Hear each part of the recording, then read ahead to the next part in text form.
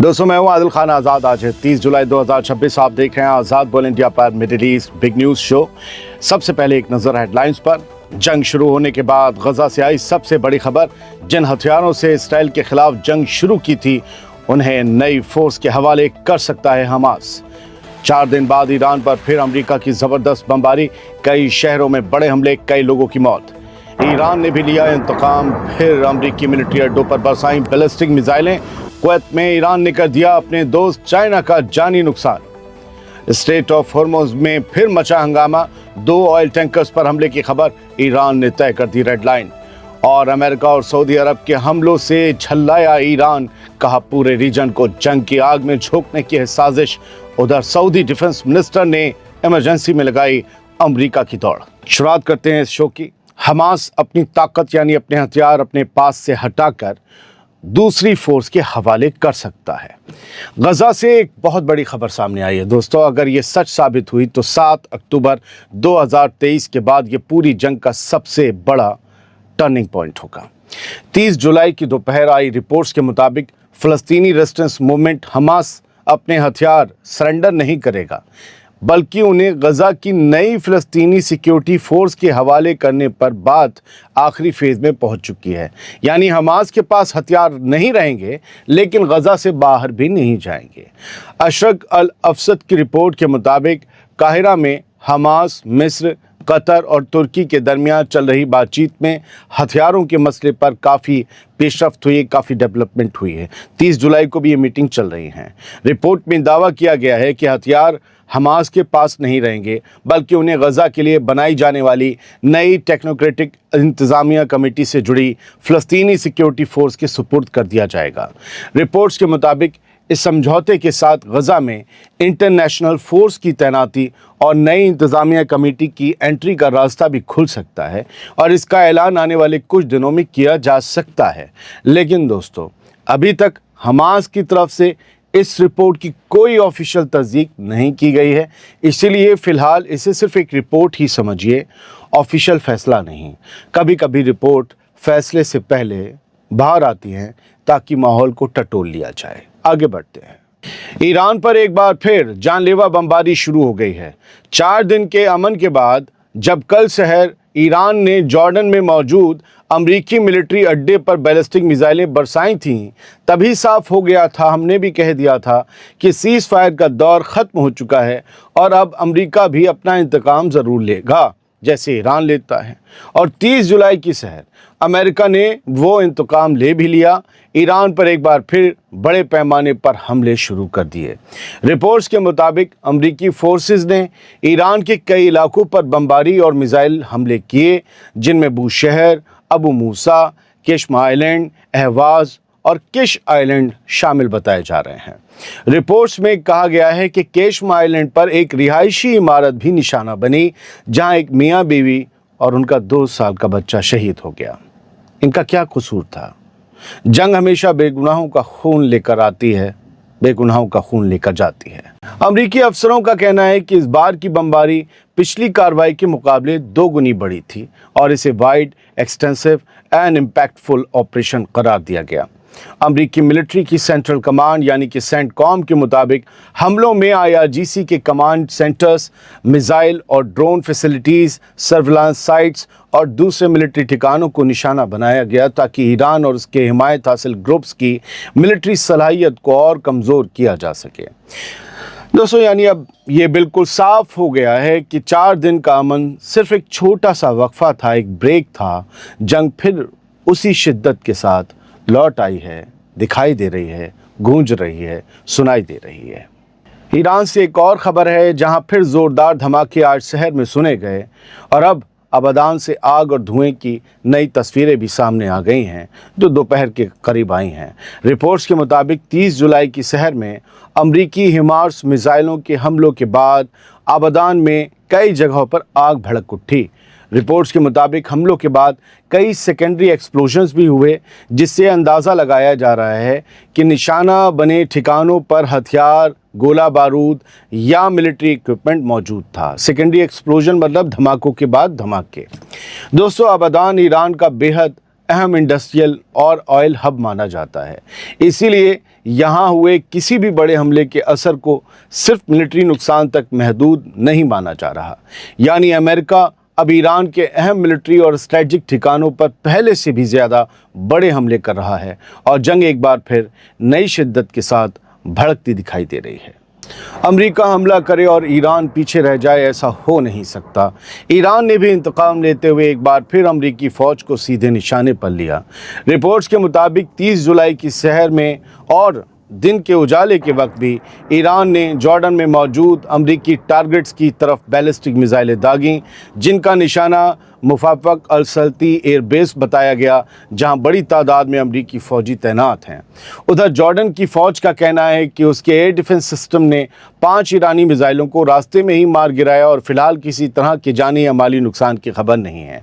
Jordan ने ऐसे ही दावा तब भी किया था जब 2 दिन बाद उस दावे की खबर आई कि अमरीकी फ़ौजी मारे गए। उधर इराक के शहर इरबिल से भी कई धमाकों की आवाज़ें आने की रिपोर्ट्स हैं, लेकिन अब तक ये साफ नहीं हो पाया है कि उन धमाकों की वजह क्या थी, किसी का वलीमा था या कोई हमला हुआ।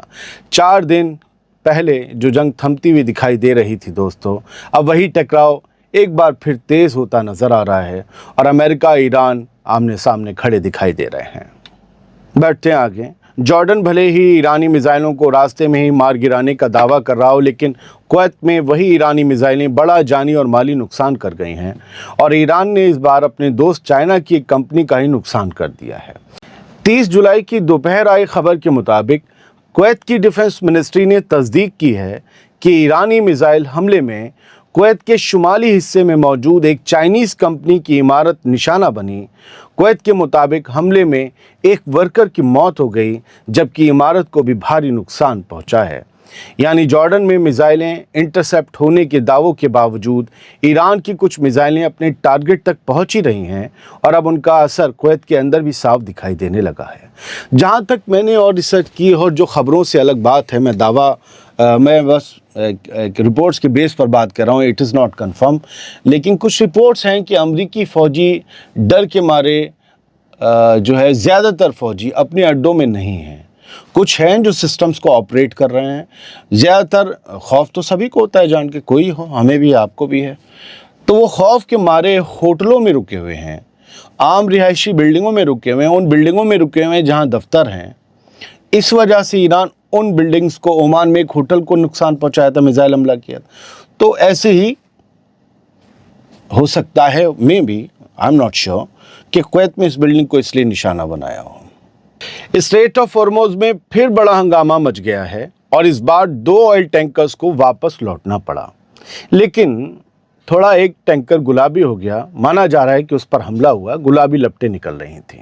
ईरान की IRGC का दावा है कि अमरीकी हिमायत से स्ट्रेट ऑफ हॉर्मुज़ पार करने की कोशिश कर रहे 2 ऑयल टैंकर्स यानी तेल ढोने वाले जहाज़ में से एक में ज़बरदस्त आग लग गई, जिसके बाद दोनों जहाज़ फ़ौरन पलट गए। एक को तो पलटना था, दूसरा बोला हम भी जा रहे हैं। IRGC के बयान के मुताबिक दोनों टैंकर्स पिछली रात हॉर्मुज़ के गैर महफूज साउथ रूट से बाहर निकलने की कोशिश कर रहे थे और उन्हें अमरीकी एयरक्राफ्ट की हिमायत हासिल थी। ईरान का कहना है कि एक टैंकर में बड़ी आग भड़कने के बाद दोनों जहाज़ों ने अपना रास्ता बदल दिया और वापस लौट गए। कितनी शराफत से ईरान बता रहा है आग लगने के बाद। IRGC ने यह नहीं बताया कि टैंकर में लगी आग उसके हमले का नतीजा थी या किसी और वजह से लगी। ये कह रहे हैं उनमें आग लग गई, उन्होंने कहा चलो हम लोग चलते हैं, समंदर में इतना पानी था बुझा लेते हैं, उससे थोड़ी ना बुझेगी। ईरान ने रेड लाइन खींच दी है, साउथ रूट से जाओगे ठोक देंगे, हमारा तय किया हुआ जो रास्ता है उससे जाओ। हालांकि उस पार को एक बड़ा रास्ता है, लेकिन ईरान कह रहा नहीं उस वाले से नहीं जाओगे जो ओमान और UAE से छूता जा रहा है, हमारी तरफ से ही जाओ, क्योंकि हमारी तरफ से जब जाओगे तो नया निज़ाम बनेगा और चुंगी बाद में हम तुमसे वसूली लेंगे। ये कंट्रोल की जंग है, वजूद की जंग है। ईरान अब सऊदी अरब को भी खामोश वार्निंग दे रहा है और होशियार भी कर रहा है कि इसराइल और अमेरिका की साजिशों से खबरदार रहो।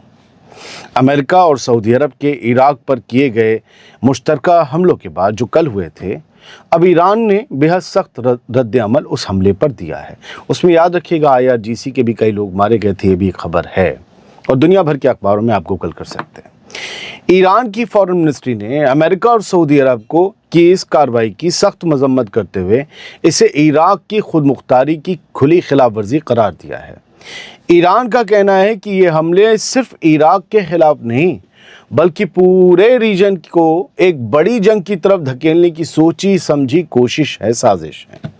ईरान ने इल्ज़ाम लगाया है कि वॉशिंगटन और ज़ायनिस्ट हुकूमत मिलकर मिडिल ईस्ट की जंग का दायरा और बढ़ाना चाहते हैं ताकि पूरे इलाके में तनाव और ज़्यादा भड़क सके।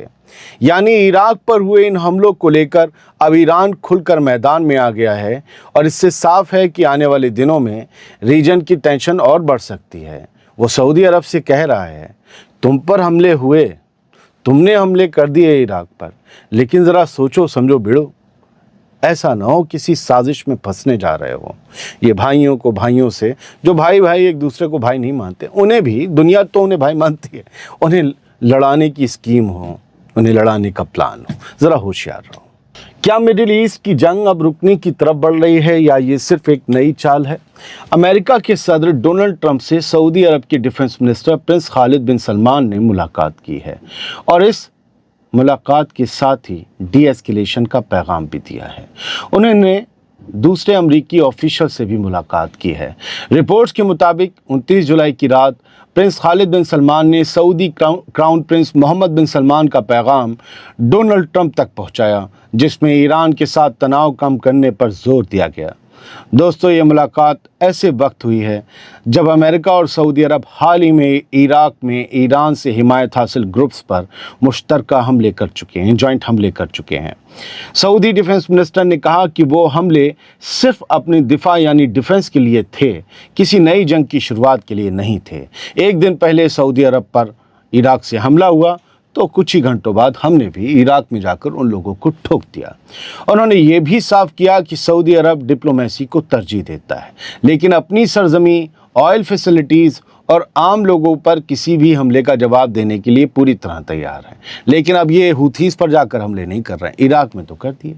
यानी एक तरफ हमले भी जारी हैं, दूसरी तरफ बैकडोर डिप्लोमेसी भी चल रही है। अब देखना होगा कि आगे मिसाइलें ज़्यादा चलती हैं या बातचीत ज़्यादा चलेगी। 2-3 खबरें यहाँ से देख लीजिए। कुछ लोगों को शक है, शुबा है कि मैंने रात कहा कि IRGC के लोग मारे गए। IRGC की मौजूदगी कब नहीं थी? लेबनान में नहीं थी, सीरिया में नहीं थी। जब हसन नसरल्लाह मारे गए तो माना जाता है कानी वहीं मौजूद थे, बेरूत में। सीरिया में कब नहीं थी? असद के दौर में पूरी थी। इराक में भी थी, जो PMF को खड़ा करने में। तो IRGC के कमांडर्स मारे गए हैं, ये दुनिया भर के अखबारों में है। और ये भी अशक अल असद भी लिखता है, वेस्टर्न सोर्सेज से 6 ईरानियन एडवाइज़र्स मीन ये सीनियर लेवल के लोग जो कमांडर्स होते हैं वो एडवाइज़र्स बनाए जाते हैं, वो मारे गए हैं इराक स्ट्राइक में, सऊदी अरब और अमेरिका ने जो हमले किए थे। एक खबर और है, ये जो आज हमले हुए हैं 30 जुलाई में, उसके बाद जहाँ वो औरत और बच्चे मारे गए हैं, शहीद हुए हैं ईरान के, और वहाँ पर ये अमरीकी बमबारी से ये हाल हुआ है घरों का और इमारतों का, ये आप देख सकते हैं। इसके अलावा इसराइल ने फिर से हिजबुल्लाह पर इल्ज़ाम लगाया है कि उसने सीज़ फायर की खिलाफ वर्जी की है और साउथ लेबनान में एक इसराइली बुलडोज़र की तरफ ड्रोन दागा है, ड्रोन से हमला किया है। मतलब ये कह रहे हैं कि एक ड्रोन दागना सीज़ फायर की खिलाफ वर्जी है, और ये हर रोज़ गज़ा में, लेबनान में बमबारी कर रहे हैं, वो सीज़ फायर की खिलाफ वर्जी नहीं है।